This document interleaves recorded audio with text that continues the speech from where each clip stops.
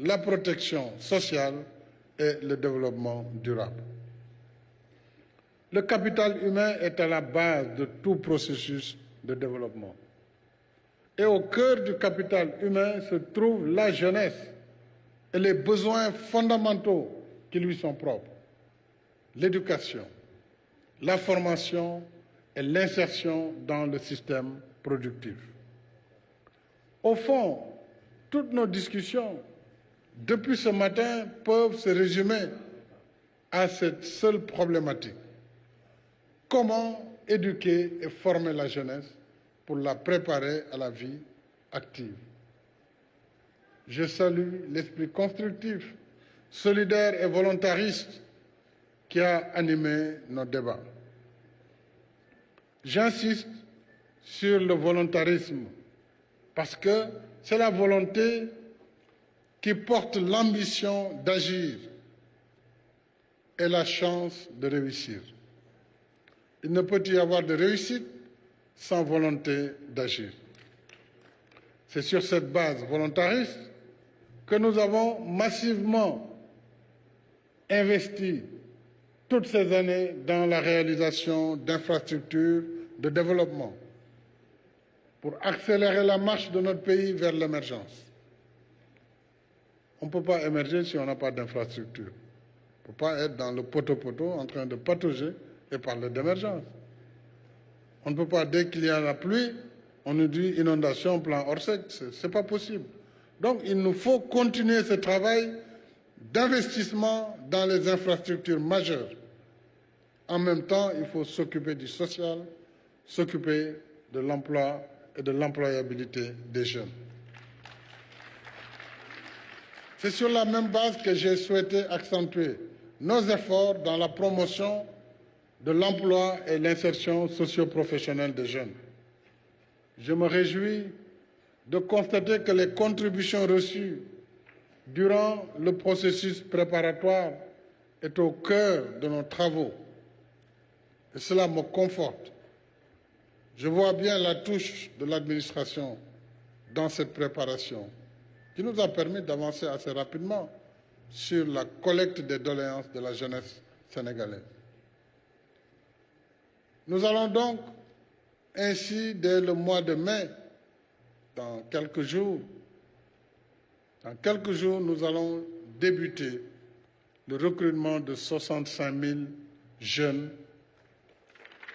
et cela se fera dans la plus grande transparence, dans la territorialité.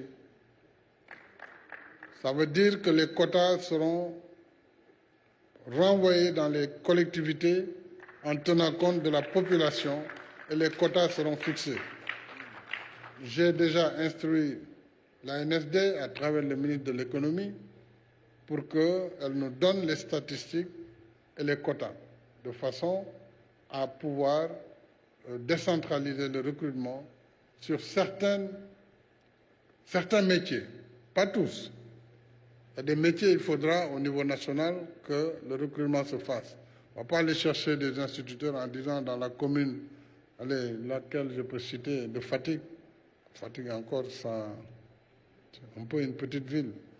Mais dans la commune rurale de Ndangalmo, puisque le maire, je le connais, lui, je peux lui dire, il faut me trouver des enseignants ou des policiers, etc. Mais nous allons sur le cadre de vie, sur le reboisement, sur le pavage, décentralisé jusqu'à l'échelon communal, sur l'hygiène publique, sur l'entretien routier. Et un quota spécial sera réservé au recrutement de 5 000 enseignants pour le préscolaire, le primaire, le moyen et le secondaire, y compris pour les daara modernes et l'enseignement arabe.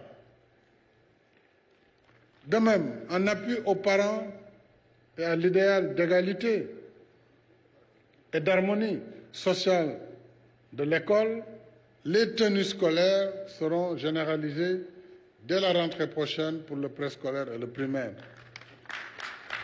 L'État en supportera en partie la charge par une subvention. et la confection des tenues sera exclusivement locale. Donc on ne nous amène pas de tenues d'ailleurs. C'est des tenues cousues pour que nos tailleurs justement se mettent à la tâche dès à présent. Parce que si la rentrée c'est en octobre, c'est maintenant qu'il faut commencer le travail. Alors le ministère de l'Éducation nationale, en relation avec le dispositif qui sera mis en place pour la gestion des ressources, trouvera les modalités en lien avec les inspections départementales de l'éducation et de la formation, fixer les quotas et sélectionner en relation avec les chambres des métiers les artisans qui vont donc produire ces tenues scolaires. Nous allons également accompagner et suivre particulièrement la transparence et veiller à l'inclusion et à l'équité territoriale, comme je l'ai dit, dans l'évaluation des besoins et l'allocation des ressources.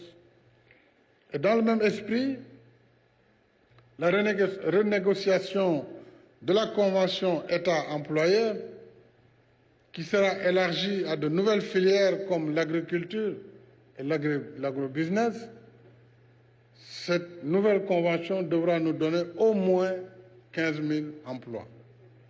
Au moins. À cette fin, l'allocation de l'État à la Convention sera portée, on l'a dit, passera donc de 1 milliard à 15 milliards. Voilà, Monsieur le Président du patronat, qui est fait. Donc nous attendons au moins 15 000 emplois. Et si on a un bon rendement, on peut aller au-delà. Si on a des cadres, on se limite aux 15 000. De jeunes diplômés, je veux dire. Mais si on n'a pas de jeunes diplômés, on devrait aller au-delà des 15 000 emplois. C'est un calcul rapide qui permet de le dire. À propos de l'agriculture et de l'élevage, nous devons procéder d'ailleurs à une véritable révolution des mentalités en poursuivant la modernisation de ces secteurs vitaux. Et il a été clair aujourd'hui, même pour Dakar, que l'agriculture est la priorité des priorités. Et c'est le secteur le plus gros pourvoyeur d'emplois.